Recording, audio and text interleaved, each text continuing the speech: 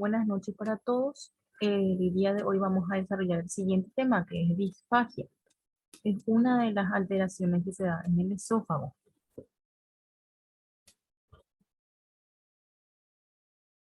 La definición es la dificultad o capacidad del paso de alimentos o líquidos desde la boca hasta el estómago. Puede ocurrir en la fase orofaringea o fase de la deglución, que es el esófago. Gran impacto en la capacidad funcional de la salud y la calidad de vida se da en nuestros pacientes con disfagia. Disfagia es la dificultad para tragar o deglutir, ¿sí? Puede ser alimentos líquidos o también alimentos sólidos, ¿sí? Como yo les dije, se puede dar en ambas partes, ¿sí? Que es la afectación orofaringea y la afectación del esófago.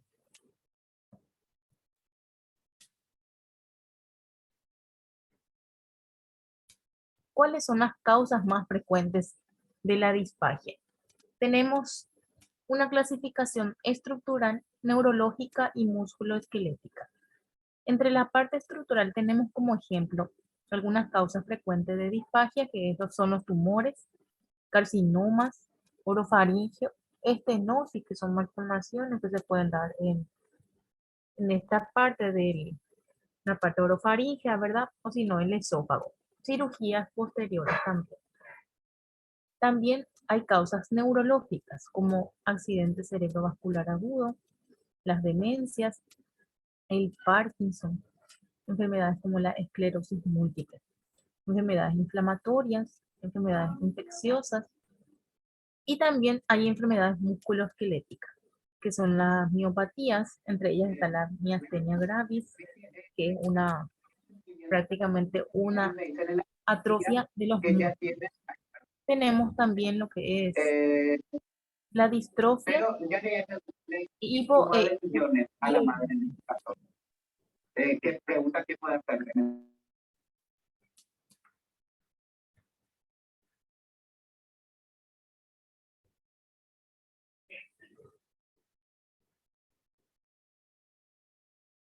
¿En quiénes se pueden presentar? La disfagia se puede dar a cualquier edad, pero las más prevalentes son los ancianos, que son los adultos mayores, ¿verdad? Los neonatos, los pacientes con discapacidad motora o intelectual también. Aquellos pacientes con algún tipo de malformación también, que puede pasar a cualquier edad. ¿Cuál es la intervención que se realiza en un paciente con disfagia? Se realizan intervenciones nutricionales. También se tiene que prevenir lo que es la deshidratación en el paciente, evitar lo que es la transpiración y también, ¿verdad? Evitar la desnutrición en nuestros pacientes con disfagia. Adaptaciones farmacológicas, también adecuar los fármacos en el paciente para evitar los riesgos mínimos en el paciente. En cuanto a la intervención nutricional, tiene que haber una adaptación en cuanto a la dieta, la textura, en cuanto al tipo y grado de disfagia, ¿sí? Y eso es un nutricionista, es encargado, ¿verdad? En conjunto con el médico de indicarlo al paciente de acuerdo al grado de disfagia. Paciente con disfagia, ¿verdad? Tiene mayor riesgo de sufrir desnutrición, ¿sí? Porque no consume los alimentos, ¿verdad? Que normalmente las personas consumen, ¿sí? Entonces le dificulta un poquito más y por lo tanto va a bajar de peso y también va a ir más hacia la desnutrición, tiende más hacia la desnutrición del paciente. Realizar un cribado nutricional periódico, consulta con un nutricionista, ¿verdad? Suplementación específica si es necesario. En el caso de que sea necesario algún suplemento especial, algunos preparados especiales para el paciente con disfagia que tengan todo lo que son requerimientos energéticos, nutricionales, también lo indica el nutricionista y el médico, ¿sí? Los suplementos van de acuerdo al grado de disfagia. En algunos casos va a requerir nuestro paciente nutrición enteral completa, puede ser oral o por sonda, ¿sí? Aquí, por ejemplo, hay pacientes que algunas veces van a necesitar, ¿verdad?, utilizar sonda orogástrica, nasogástrica. de acuerdo al grado de disfagia, para poder administrarle los alimentos, ¿sí?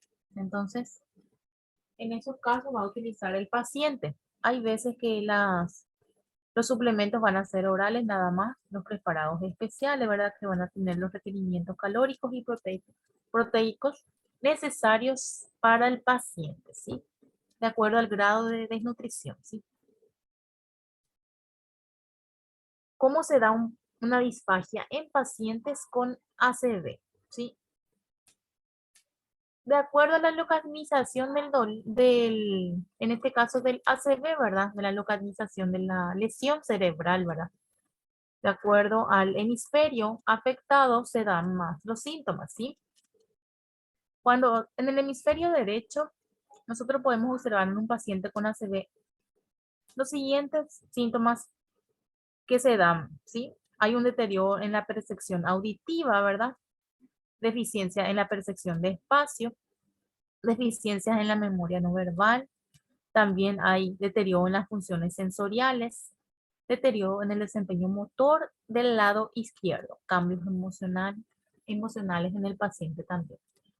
Cuando hay afectación en el hemisferio derecho, entonces el que se ve afectado es prácticamente lo que vendría a ser las funciones sensoriales y motoras del lado izquierdo, ¿sí? Y viceversa, ¿sí? Cuando el daño cerebral se da en el hemisferio izquierdo, podemos ver más afectado esta zona, que es el esófago, el habla y la cavidad bucal, ¿sí? En el hemisferio izquierdo, cuando hay una lesión cerebral, hay deterioro en el lenguaje, aparece lo que es apraxia. Apraxia es una incapacidad para realizar movimientos o tareas previamente aprendidas por la persona, ¿sí? Por ejemplo, el vestirse, el como peinarse, ¿sí? El cepillado de los dientes, ¿sí? Son prácticas comunes, ¿verdad? Que puede olvidar el paciente.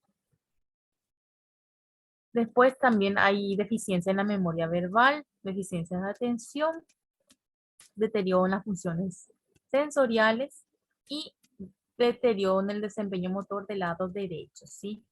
En el paciente que el hemisferio izquierdo está afectado, la parte, los miembros superiores e inferiores, lado derecho, son los que se ven prácticamente afectados, ¿sí?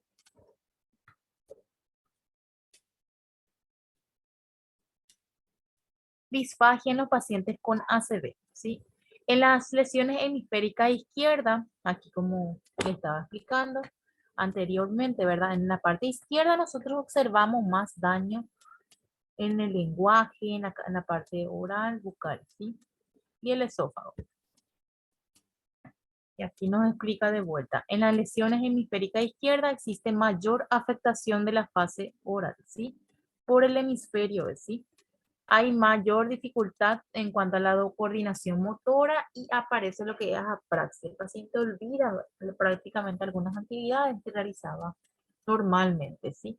Cuando la lesión en el hemisferio derecho existe una mayor afectación en la fase faríngea y también hay riesgo de broncoaspiraciones, ¿sí? Cuando hay lesiones en el hemisferio derecho también.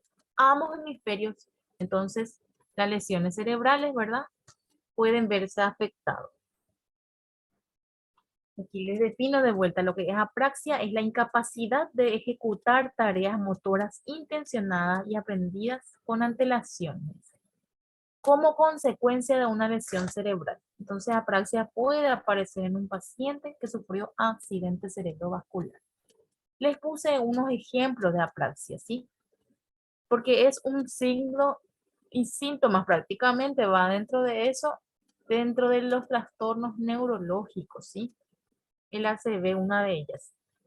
Hay apraxia de conducción, que es la dificultad para imitar posturas. Apraxia ideatoria, ¿verdad? Que es la incapacidad para ordenar una serie de movimientos. Apraxia constructiva, que es la dificultad para organizar acciones en el espacio. Apraxia conceptual, incapacidad para reconocer la acción de un objeto. Apraxia ideomotora es un tipo común de apraxia. Son incapaces las personas de imitar gestos. Y apraxia de vestir. Hay dificultad en cuanto a los pasos para vestirse, ¿sí? Se olvida, ¿verdad? ¿Qué ropa ponerse primero? Aquí vemos de nuevo la clasificación, ¿sí? Algunos ejemplos. Apraxia ideomotora, ideacional y construccional, ¿sí? La ideomotora, dificultad para realizar diversidad de gestos, ¿sí? Esa es la idea motora, prácticamente es la imitatoria, ¿sí?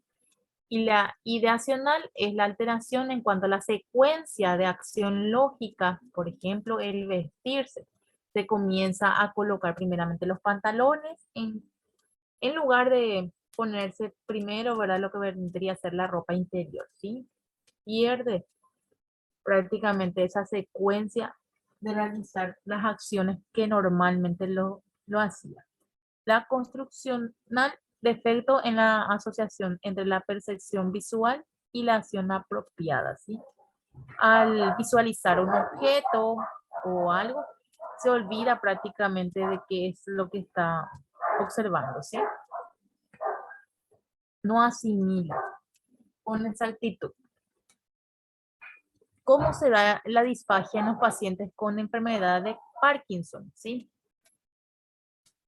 Antes que nada, es importante definir lo que es enfermedad de Parkinson. Una enfermedad de Parkinson es un trastorno del movimiento, es un trastorno que prácticamente ocurre, ¿verdad?, en nuestras células nerviosas, en nuestras neuronas, porque sabemos que nuestras neuronas, ¿verdad?, contienen lo que es células nerviosas. Estos no producen suficiente cantidad de una sustancia química que está presente en el cerebro, que es la dopamina. Entonces, cuando hay muerte de neuronas prácticamente y deficiencia de dopamina, se da la enfermedad de Parkinson, ¿sí? Muchas veces puede ser genético y hay otras veces que es por la edad prácticamente.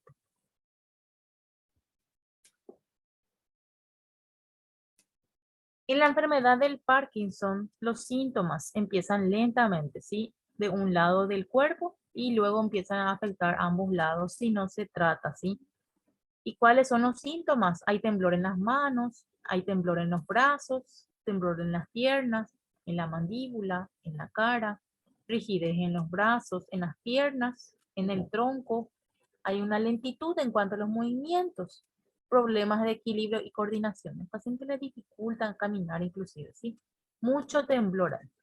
A medida que los síntomas empeoran, las personas con esta enfermedad tienen dificultad para caminar o hacer labores simples, dice, ¿sí? Como barrer, cocinar, ¿sí? También puede tener problemas como la depresión, dice, afecta también en esa parte. Trastornos del sueño, dificultad para masticar, tragar o hablar, ¿sí? Eso es una enfermedad que se tiene que tratar, sí, sí con medicamentos, porque es una enfermedad progresiva. La disfagia es un problema frecuente, se da prácticamente en los pacientes con Parkinson en un 50%, ¿sí? Aquí nos dice que es una instauración lenta, pero va progresivamente, ¿sí? Como mostraba los síntomas en cuanto a los temblores, ¿verdad? Que van primeramente de un lado a otro, ¿verdad? Así también es en cuanto a la deglución, ¿sí? El enfermo suele tener escasa conciencia de su dificultad para tragar, por lo tanto, dice así. Entonces, de a poco va perdiendo prácticamente la deglución, ¿sí? La afectación y la deglución va apareciendo de forma secuencial a lo largo de la enfermedad. Inicialmente se produce lo que es reducción de la peristalsis faríngea, a lo que sigue lo que es la afectación de la capacidad para formar el bolo alimenticio, ¿verdad? Y también más adelante altera el cierre laringio, la función ciclofaringea y las fases más avanzadas se produce un retraso en el inicio del reflejo deglutorio, ¿sí? A ella le dificulta deglutir, masticar los alimentos. Y se da muy similar al paciente con ACV.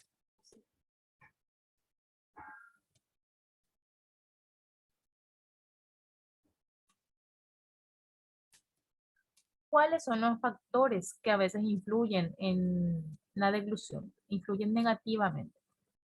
Algunos que otros factores, aparte de estas enfermedades, ¿verdad? Son los reflejos orales alterados, debilidad orofacial, estado dental deteriorado, ¿verdad? Prácticamente el estado de nuestros dientes, ¿verdad? La mala higiene bucal, menor sensibilidad en la deglución, control reducido de la cabeza y el cuello, ¿verdad? Los pacientes con enfermedades neurológicas, enfermedades musculoesqueléticas, en estos pacientes entonces les va a dificultar un poquitito más controlar lo que es la cabeza, el cuello y los movimientos, ¿sí? Posición corporal incorrecta, disfunción o alteración del tracto gastroesofágico.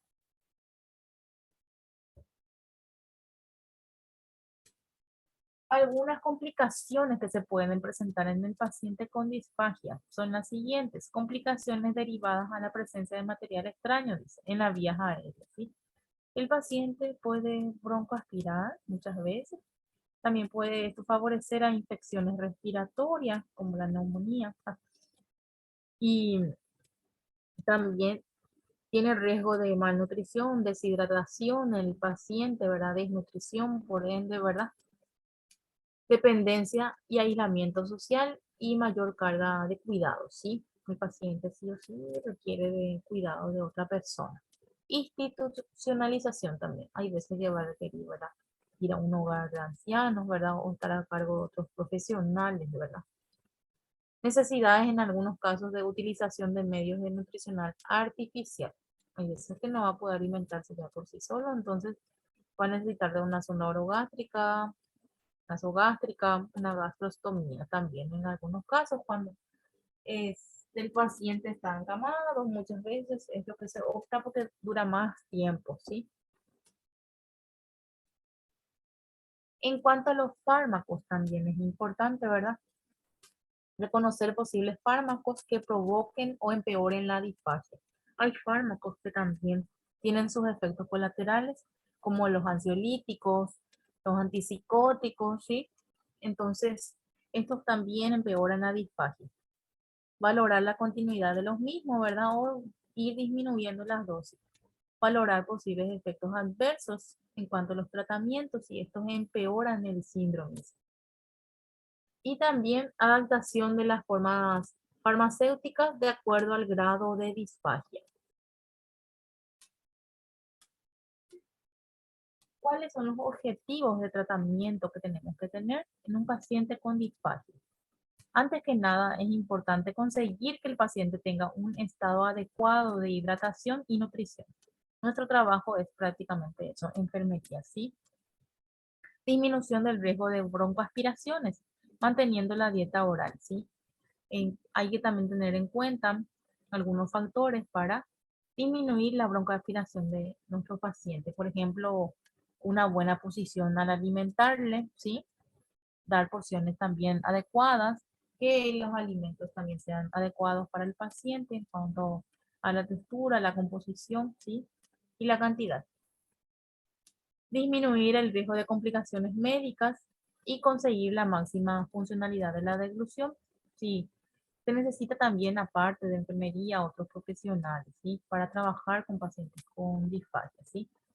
Valorar la necesidad y la forma más adecuada de suplementación nutricional. Nutricionistas también nos ayudan, ¿verdad?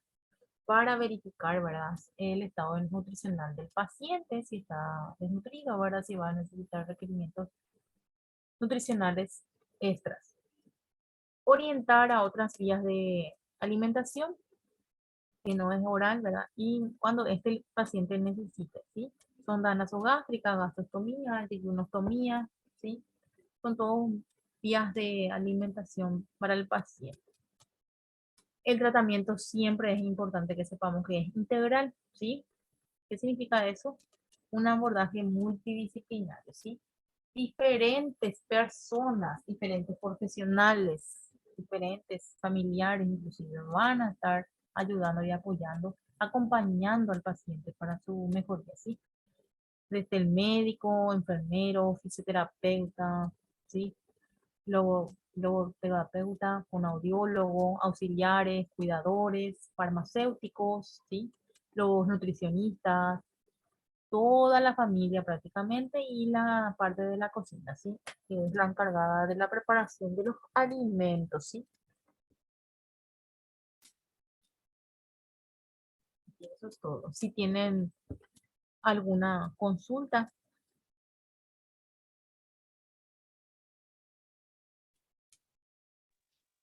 Profe, sí, Gustavo. la praxis entonces podríamos decirle que es un olvido que tiene la persona o es una confusión que tiene. El olvido prácticamente de cómo es que tiene que realizar, ¿verdad? Algunas actividades, ¿sí? Que lo realizaba Y te normal. pregunto más, sí, yo tengo un tío, digamos, en similar situación, ¿verdad?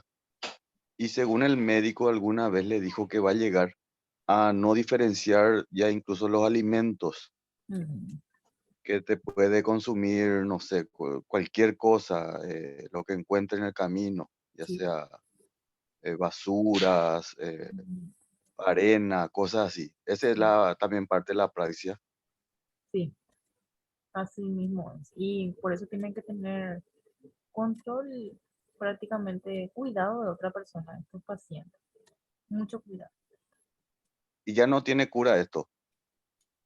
Sí se puede mejorar, sí, con los suplementos vitamínicos, nutricionales, puede mejorarse. Claro que sí se puede ir mejorando con la ayuda de especialistas. Mejorar sí, pero te digo, cura no. Así por decir, va a terminar todo en un momento de esto. Sea reversible, no dificulta mucho Ah, realmente que el paciente se pueda llegar a ser normal otra vez. perfecto. Gracias, profe. Sí. El paciente con ACV comúnmente es lo que se da mucho, ¿verdad? A Francia, porque es una secuela común del paciente, ¿verdad?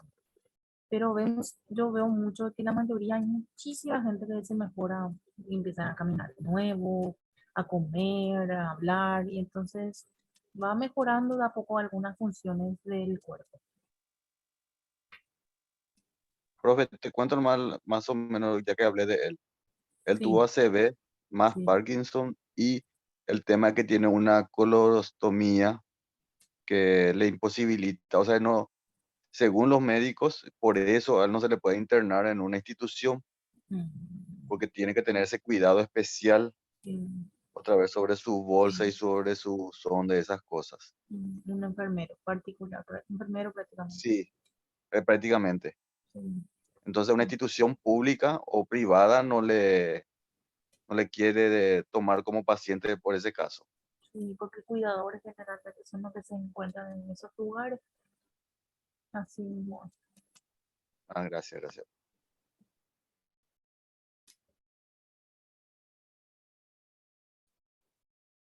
En los hogares de ancianos, por ejemplo, el paciente con enfermedades así, o sea, pacientes con enfermedades mentales o aceptan, caminan y todo eso. Ellos pueden cuidar a esos pacientes. Pero aquel paciente que tiene una otomía, vasectomía y eso, ya después está más, porque eso ya es enfermería, soy netamente profesional de enfermería, los cuidados.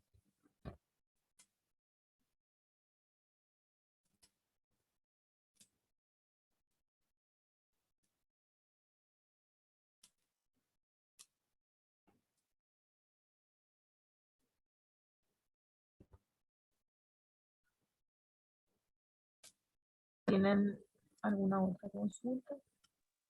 A mí sácame una duda. Sí, No entendí o no presté atención. Es la parte, ¿qué sería la parte orogástrica? sonda nasogástrica y sonda orogástrica, eso, ¿verdad? Sí, sí, Sí, sí, sí. orogástrica es la sondita que prácticamente colocamos por medio de la boca, ¿sí? Va hasta el estómago. Y nasogástrica llamamos Ah, por cuando oral. de la nariz, sí. Ah. Ambos se suele No, por eso, utilizar. orogástrica sería por oral. No, la sondita se pone por el medio de la boca, sí. El adulto Ah, se suele usar más en la nariz, ¿sí? Nasogástrica. sí, sí, sí. Pero vamos a Ya, ver ya, también algunos gracias. casos que se va a utilizar orogástrica. En orogástrica se suele usar más en los recién nacidos, en la boquita, ¿sí? Las sonditas. Gracias.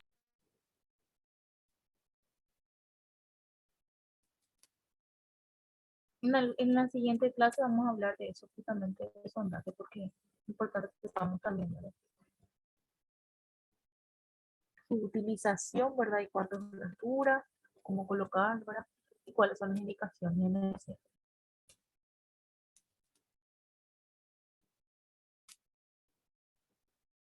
Bueno, si quedó todo claro, entonces, gente, les voy a dejar en la plataforma las tareas correspondientes y cualquier consulta, estamos a las órdenes. Profe, Sí, consulta, ¿desde qué vale. unidad estarían entrando en la segunda parcial para el examen?